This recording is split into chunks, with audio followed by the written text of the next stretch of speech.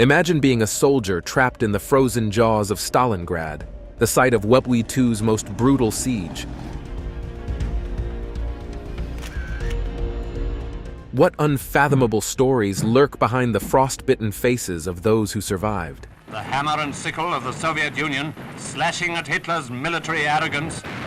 Let's unravel the gripping, often heart-wrenching saga of the German soldiers captured at Stalingrad. The Siege of Stalingrad, an overview.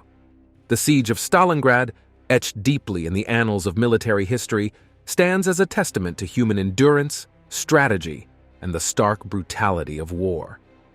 Spanning from August 23, 1942 to February 2, 1943, this battle was not just a confrontation of armies, but also ideologies, with the city of Stalingrad becoming the arena. Initially, the German offensive, codenamed Operation Blue, had two primary goals: securing the oil fields in the Caucasus and capturing the city of Stalingrad on the Volga River. Hitler, obsessed with the city's symbolic significance, named after Soviet leader Joseph Stalin, directed a significant portion of his military might towards its conquest. The battle began with the Luftwaffe, Germany's aerial warfare branch, laying waste to the city, turning Stalingrad into a landscape of rubble and fire. What followed was a relentless, brutal urban warfare. German soldiers, initially making significant headway, found themselves embroiled in a vicious street-by-street, house-by-house battle against the determined Soviet Red Army. The fighting was merciless and close-quartered, often descending into hand-to-hand combat. As winter set in, the Germans, ill-prepared for the harsh Russian winter, started to face logistical nightmares. Their supply lines overstretched, and the soldiers suffered from cold, hunger, and dwindling ammunition. The Soviet command, under General Zhukov, saw an opportunity in this German vulnerability. They launched Operation Uranus in November 1942.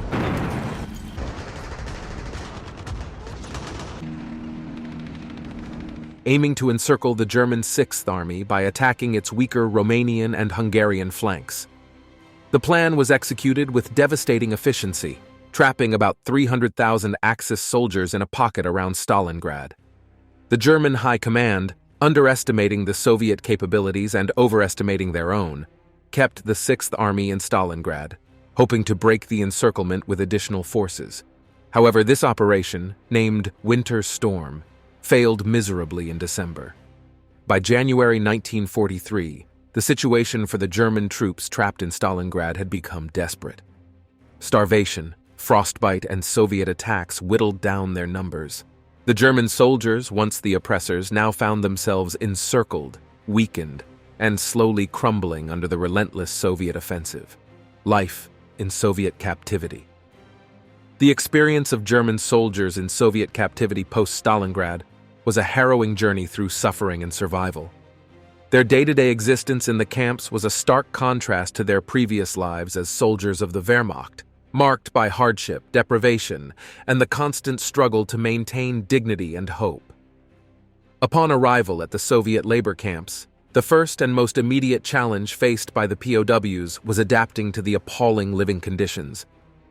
The camps, often located in remote and inhospitable areas of the Soviet Union, were characterized by overcrowded barracks, inadequate heating, and a severe shortage of basic necessities. Many of these camps were makeshift facilities, repurposed from existing structures with little regard for the comfort or well-being of the inmates. The sanitary conditions in the camps were abysmal. With inadequate toilet facilities and a lack of clean water, diseases spread rapidly. Outbreaks of typhus, dysentery, and tuberculosis were common, and medical care was rudimentary at best. Many POWs suffered from chronic ailments, exacerbated by the harsh living conditions and lack of proper nutrition. Food, or the lack thereof, was a central aspect of the POW's struggles. Rations were meager, often limited to thin soup and a few pieces of bread. The caloric intake was far below what was required for the labor they were forced to perform, leading to widespread malnutrition and starvation. For many POWs, the constant hunger became an all-consuming aspect of their existence, driving some to desperation and others to trade personal items or perform extra tasks for additional food. The work assigned to the POWs was grueling and often dangerous. They were used as laborers in a variety of industries, critical to the Soviet war effort and post-war reconstruction. This included mining, logging, construction, and working in factories. The workdays were long, often lasting 12 to 16 hours, with minimal rest. Safety measures were virtually non-existent, leading to a high incidence of accidents and injuries. Despite these harsh conditions, the POWs sought ways to cope and maintain a sense of humanity. They formed close bonds with fellow prisoners, sharing stories and offering mutual support. Some engaged in small acts of resistance, such as sabotaging work or hiding extra food. These acts were not just about defiance. They were essential for maintaining a sense of self in an environment designed to strip them of their identity. The treatment by the Soviet guards varied. While some were cruel and vindictive, others showed moments of compassion. Instances of shared cigarettes or extra bread from sympathetic guards were rare, but cherished moments that brought some relief to the daily misery. The psychological impact of captivity was profound. Many POWs struggled with the loss of freedom, the uncertainty of their fate, and the memories of the horrors they had witnessed. The lack of information about the war's progress and the fate of their families back home added to their anxiety and despair. Some found solace in religion, while others clung to the hope of eventual release or escape. Cultural and educational activities were also part of life in the camps, albeit limited.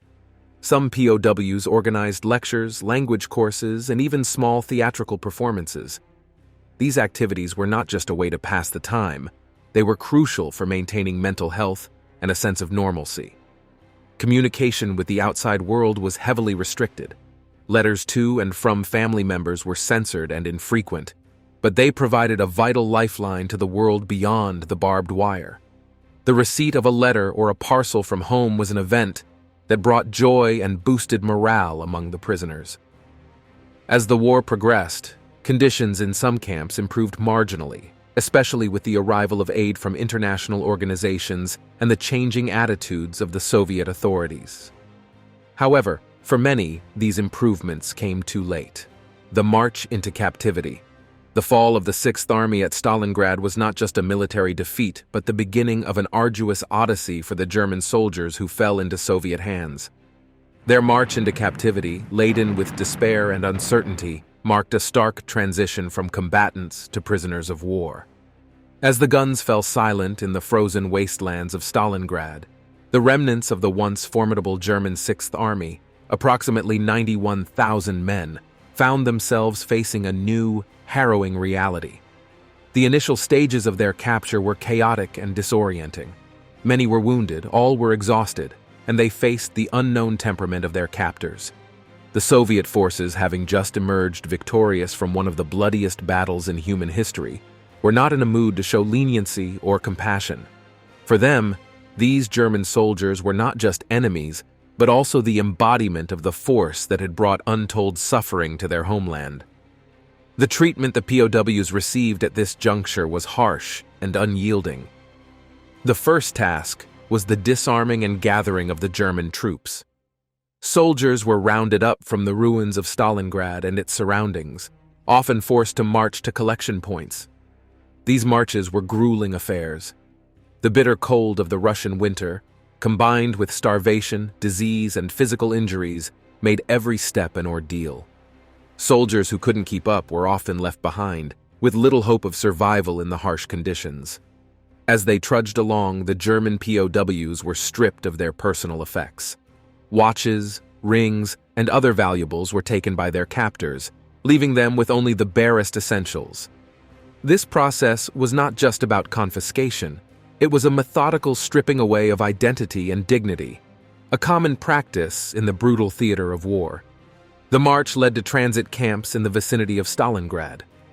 These camps, often hastily set up and ill-equipped to handle the influx of prisoners, were overflowing with humanity. Conditions were appalling.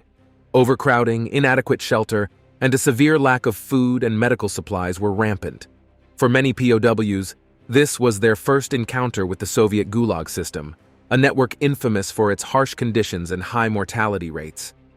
In these transit camps, the POWs received minimal sustenance, often just a few pieces of bread and perhaps some soup, barely enough to keep a man alive, let alone recover from wounds or illness.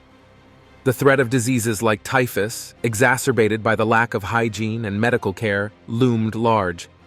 The Soviet captors, while strict, were not universally cruel. There were instances of kindness and empathy from individual Soviet soldiers and officers, but these moments were rare flickers in an otherwise dark and unforgiving situation. As the days turned into weeks, the German POWs were gradually moved from these transit camps to more permanent locations. The journey to these new camps was another test of endurance. Packed into cattle cars with little room to move and even less to breathe, they embarked on journeys that could last days. The lack of food and water, combined with the cramped conditions, meant that some did not survive the journey. Upon arrival at the permanent camps, the POWs were integrated into the Soviet labor system. They were put to work in various industries, from mining and agriculture to construction and factory work. The work was hard, the hours long, and the treatment often harsh. The idea was not just to punish, but also to use these prisoners as a resource to aid in the Soviet Union's war effort, and later in post-war reconstruction. Death and survival, the harsh realities. The story of German POWs in Soviet captivity is deeply intertwined with the grim specter of death and the remarkable resilience of those who survived. The mortality rates were alarmingly high, and the causes of death were manifold, painting a bleak picture of the human cost of war. Mortality rates among the German POWs captured at Stalingrad were staggering. Historians estimate that out of the approximately 91,000 German soldiers taken prisoner after the battle, only about 6,000 survived to return to Germany after the war. This high mortality rate was a direct consequence of the brutal conditions in the camps, coupled with the physical and psychological toll of their experiences. The primary cause of death among the POWs was starvation. The rations provided were grossly insufficient for the grueling physical labor they were forced to perform, leading to widespread malnutrition and its associated diseases. The harsh Russian winters only exacerbated the situation, with many succumbing to hypothermia and frostbite. Disease was another relentless killer in the camps.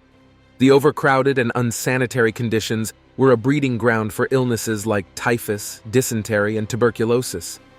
Medical care, when available, was rudimentary and often too late. The spread of disease was hastened by weakened immune systems due to malnutrition, making recovery a distant hope for many. Injuries from forced labor were also a common cause of death. The POWs worked in hazardous conditions without proper safety equipment or training. Accidents were frequent in mines, construction sites, and factories, often leading to severe injuries or death. The lack of proper medical treatment meant that even minor injuries could become life-threatening. The psychological toll of captivity cannot be understated. Many POWs suffered from what would now be recognized as post-traumatic stress disorder, PTSD. The constant stress, fear, and trauma led some to despair, losing the will to survive.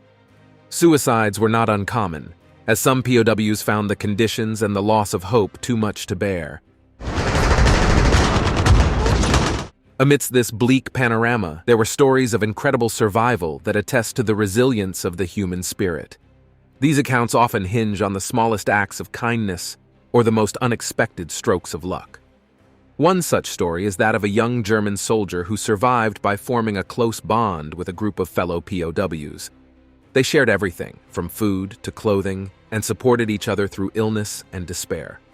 This camaraderie provided not just physical benefits but also a mental and emotional lifeline. Another account involves a POW who, through a stroke of luck, was assigned to work in a camp's kitchen. This position allowed him access to slightly better food, which he shared with his fellow prisoners. This small advantage was enough to keep him and several others alive through the worst periods of starvation.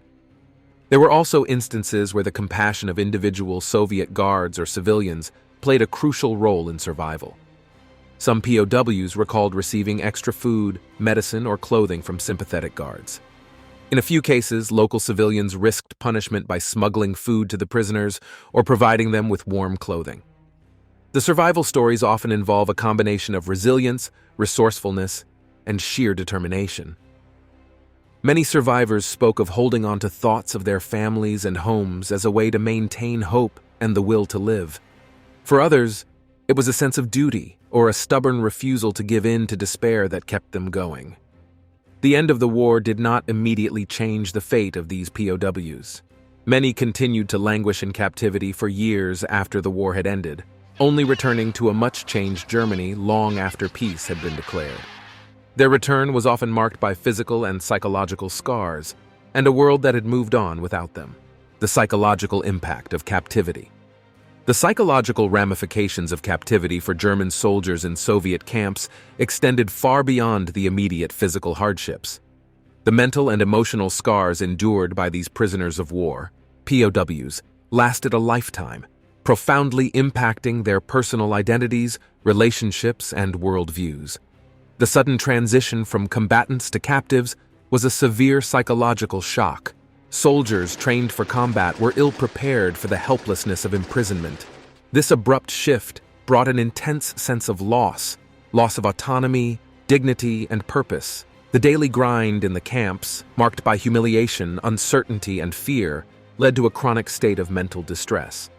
Living under the constant shadow of death, whether from starvation, disease, or brutal labor conditions, took a significant mental toll. Many POWs were haunted by the deaths they witnessed, the nearness of their own mortality, and the guilt of surviving while comrades perished. This relentless exposure to death often led to desensitization or, conversely, heightened anxiety and traumatic stress.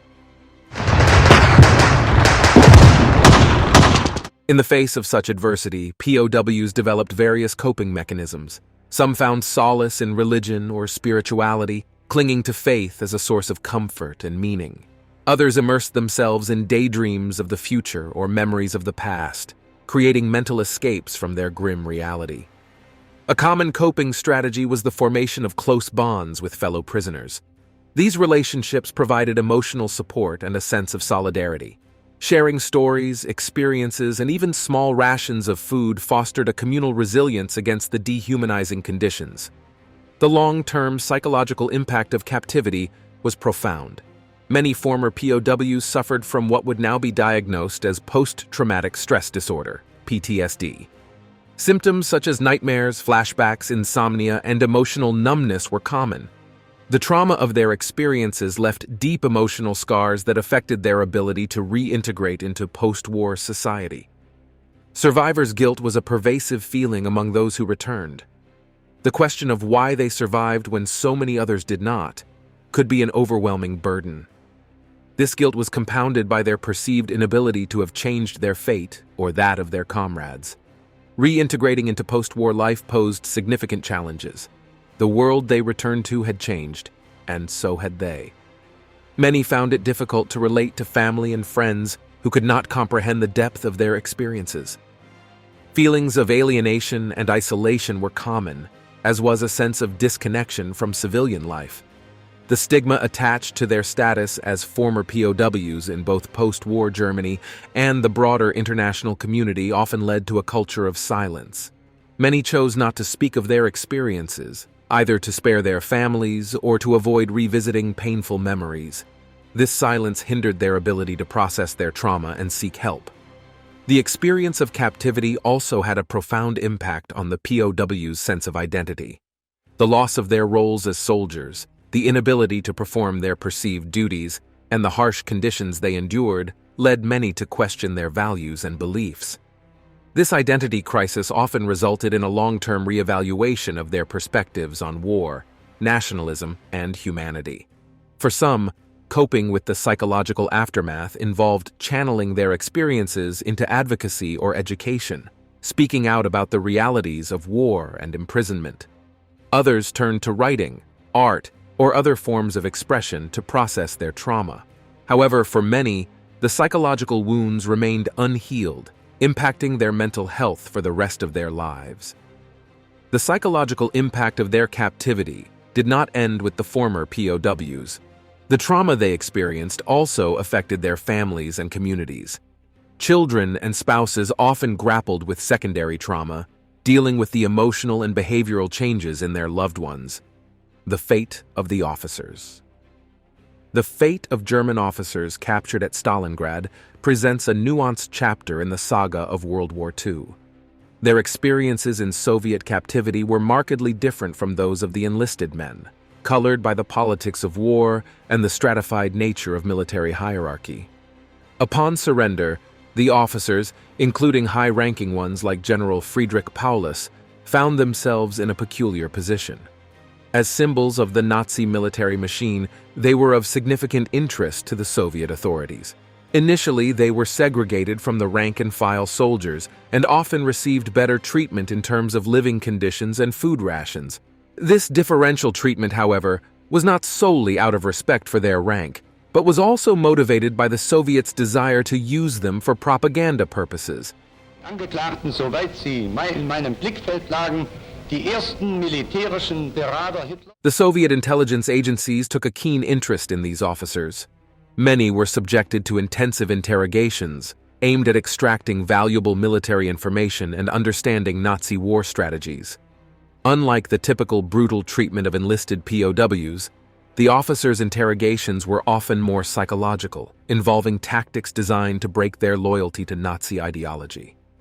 Some high-ranking officers were used in Soviet propaganda campaigns.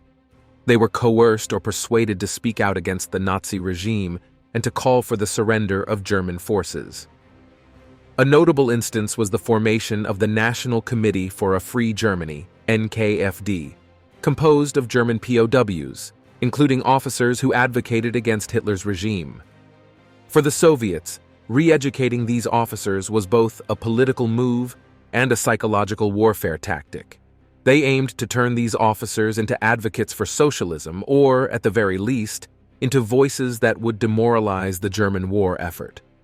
The living conditions for officers, especially high-ranking ones, were relatively better compared to the enlisted men. They were often housed in separate camps, where they had access to better food, medical care, and even some leisure activities like reading or writing. However, this should not be mistaken for comfort or freedom, as they were still prisoners under strict surveillance and control.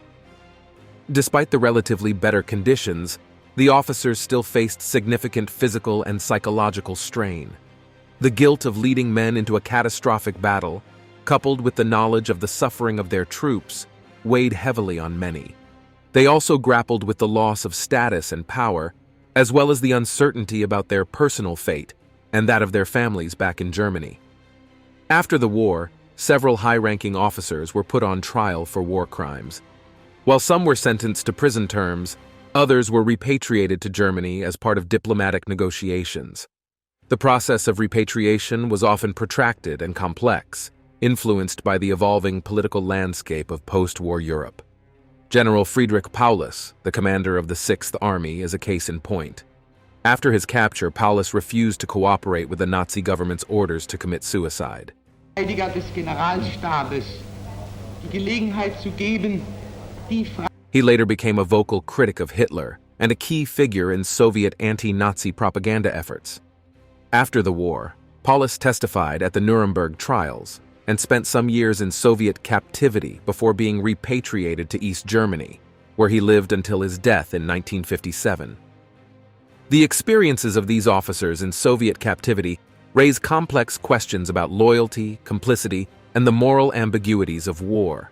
For some, captivity led to a profound re-evaluation of their beliefs and actions during the war. Others remained unrepentant or struggled with their identity as military leaders who had led their men into one of the deadliest battles in history. The officers' stories also reflect the broader themes of leadership and morality in wartime. Their fates underscore the heavy responsibilities borne by military leaders and the far-reaching consequences of their decisions. For many of these officers, their time in Soviet captivity was a period of introspection and, for some, remorse.